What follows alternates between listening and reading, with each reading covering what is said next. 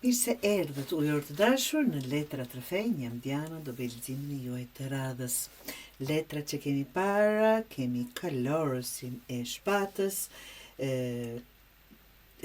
krye peshkopin, apo ndryshe intuita të dashur, kemi 4 të monedhës dhe qëndrueshmërinë, apo ndryshe temperance. Ujori është mes së dy energjive të kundërta, do ta thosha. Nga njëra anë dëshira për të vepruar shpejt dhe për t'i thënë gjëra troç, sikur të shpërthej. Nga ana tjetër nevoja për të heshtur, për të ndjerë dhe për të mos zbuluar gjithçka. Kalorësi i shkopive të dashur sjell impuls, fjalë të shpejta, vendime të menjëhershme, ndërsa intuita thot ndalu, jo çdo gjë duhet thënë apo bërë tani. 4 të monedhës tregon mbajtje fort pas diçkaje, kontroll, frikë për ta humbur, dhe qëndrueshmëria thot është zgjedhje, balancë mes një mes apo rrugë mesme, ta them ashtu. Ky lexim nuk kërkon as heshtje totale, por as shpërthim. Kërkon vetë kontroll dhe maturi. Të dashur jor, nëse këto letra do t'i lexonin vetëm për dashuri, si do të tingëllonte? Në dashuri ujori ka shumë për të thënë, por jo gjithmonë e thot.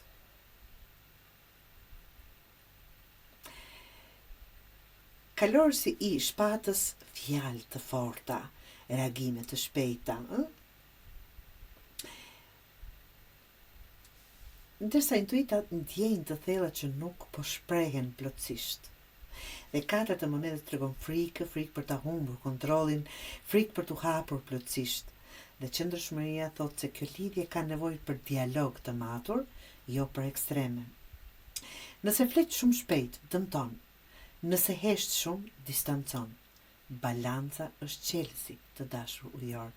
Çfarëdo që do të thuash troç, mundohu të mbash të kesh vetë kontroll, ti thuash gjërat me maturi, pa ofenduar, pa shar, ti të shpresh mendimin tënd, do thotë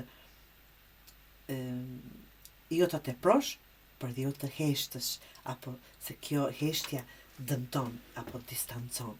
Pra, të ketë një baraspeshje. Nëse i njëjti lexim do lexohesh të dashur ujor vetëm për punë dhe para, edhe këtu ka tension mes veprimit dhe kujdesit. Kalorësi i shpatës pra ide të shpejta, iniciativa të forta, ndërsa letra e dytë intuita thot informacion që ende nuk është i plotë. Me kujdes.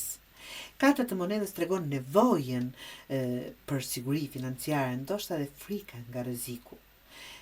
Dhe temperance sjell suksesin që vjen duke kombinuar guximin dhe logjikën, si ju thash dhe në dashuri, të mos u nxituar vendimet, të mos i mbajtur gjithçka të mbyllur nga frika. Jo çdo hap të dashur ujor duhet bërë tani, pas nuk duhet shtyr pafund. Çfarë mund të bëni ujor konkretisht në të dyja fushat, si në atë të dashurisë, si në atë për punë dhe para? Mendo para se të reagosh. Dëgjoj intuitën tënde, zërin tënd, çfarë të thot, jo vetëm mendjen.